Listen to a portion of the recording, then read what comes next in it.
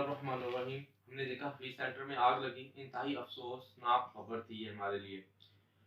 ये आग क्यों लगी? क्या इंतजामिया की गलती थी कि उन्होंने इस पे बिल्कुल कोई हिफाजती इकदाम नहीं किए हुए थे, कोई सेंसर्स वगैरह नहीं लगाए हुए थे, या फायर ब्रिगेड वालों की गलती थी कि उन्होंने जब देखा कम आग लगी हुई है, उनके पास इतने माहिरीन ही नहीं थे जो आग को बर वक्त बुझा सके और बिल्कुल यानी कि बिल्कुल प्रॉपर होके वर्क कर सके। क्या उनके पास इतना मटेरियल नहीं था कि जिसकी वजह से वो आग पे काबू नहीं पा सके? इसके बारे में थोड़ा सा हमें आगाह करेंगे सैयद अली हमजा। बिस्मिल्लाहिर्रहमानिर्रहीम। हमने देखा कि पिछले दिनों में लाहौर में हफीज सेंटर में बहुत आग लगी, जो इंतहाई अफसोसनाक वाक़या था, जिसमें बहुत सारा नुकसान हुआ। क्योंकि देखेंगे हफीज सेंटर पूरे पाकिस्तान में इसका नाम है। एक तो इंतजामिया को चाहिए था कि इसके पहले इकदाम करने चाहिए थे, अगर इस तरह का नुकसान हो हमें क्या क्या इंतजाम करने चाहिए। क्योंकि जब नुकसान हो जाता है फिर इंसान को एहसास होता है, यार मैं ये कर लेता तो ये ना होता। तो पहले मैं सोचा कोई कहाँ पे कोई बिल्डिंग है आपकी, तो उससे पहले ये सोचना चाहिए अगर आग लगे तो इस तरह के इकदाम कैसे होने चाहिए, इसमें कौन कौन सी जो टेक्नोलॉजी इन्वॉल्व करनी चाहिए। तो इस बारे में मैं ये कहना चाहूँगा क्या। ठीक हो गया। मीन्स के ये इंतजामिया को चाहिए था कि पहले प्रॉपर तरीके से हर चीज़ चेक करते कि यहाँ पे ये हर चीज़ सेंसर्स वगैरह हर चीज़ लगे हुए हैं, सेफ्टी के सारे इकदाम हैं।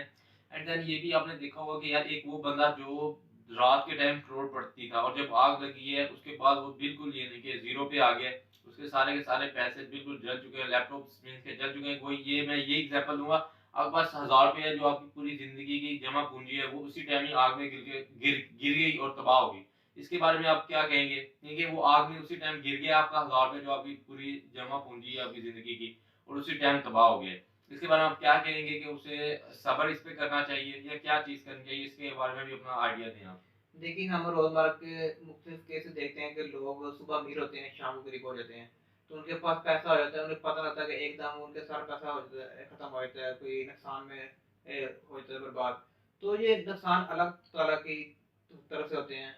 तो मैं इसमें ये कहना चाहूँगा इंसान को जितना हो सके सदका दे। सदका क्योंकि बहुत से नुकसानों को बचा देता है। मसलन सदका कहते हैं कि बलाओं को मिटा देता है। दूसरी बात ये है कि जो बाद का छोटे नुकसान बड़े नुकसान से बचा देते हैं।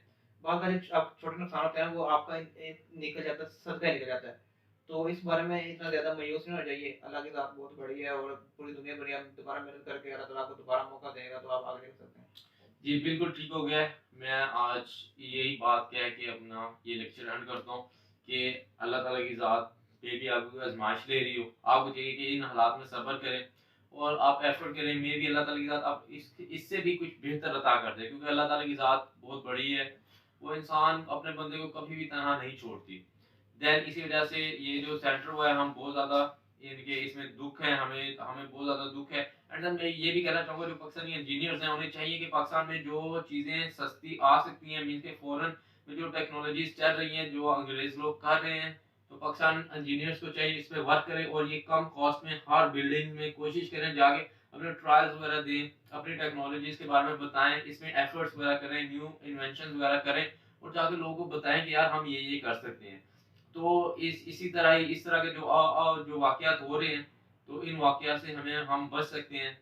आई होप कि आप लोग सब इस पे सब्र करेंगे और अल्लाह ताला की ज़ात को अपना साथी रखेंगे। इंशाअल्लाह ताला अल्लाह ताला की ज़ात आपको बेहतर नवाज़ेगी। अल्लाह हाफ़िज़, टेक केयर।